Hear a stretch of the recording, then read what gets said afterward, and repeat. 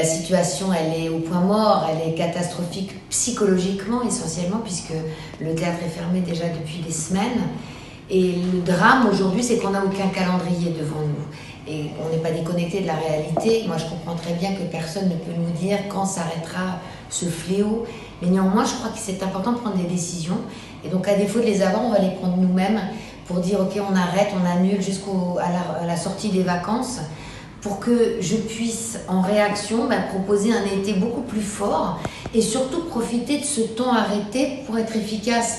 Parce qu'aujourd'hui, le drame, c'est qu'on est en attente des nouvelles informations qu'on va nous donner, et ce come and go est épuisant nerveusement, est épuisant parce qu'il est inefficace au point de vue de l'organisation, qu'on ne sait pas quoi proposer et comment garder un lien avec les spectateurs. Et personnellement, je crois que c'est très important de faire des propositions différentes, d'apprendre de cette crise, comment se renouveler, mais je ne crois pas qu'on puisse compenser, que ce soit avec la vidéo, car la vidéo c'est un instrument formidable de travail, mais ça a un langage propre qui n'a rien à voir avec le langage du plateau, du théâtre et du spectacle vivant. On peut compenser en faisant d'autres propositions dans l'avenir, en se réinventant sur nos horaires, en se réinventant.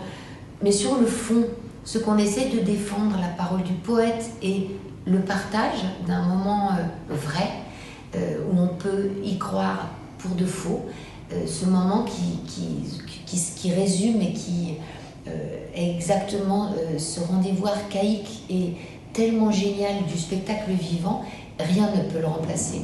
Et donc, il me semble que le plus important, c'est d'être fort et en forme quand on pourra réouvrir les portes.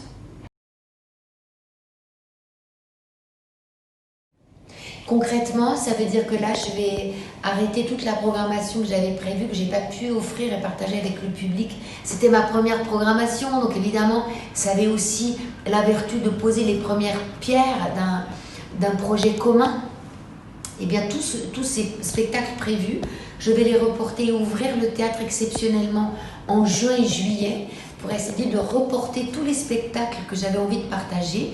Et parallèlement à ça, on va reproduire nos rendez-vous qu'on appelait les contes d'apéro à partir du 1er juillet à 19h le soir, donc gratuitement dehors sous la coulée verte.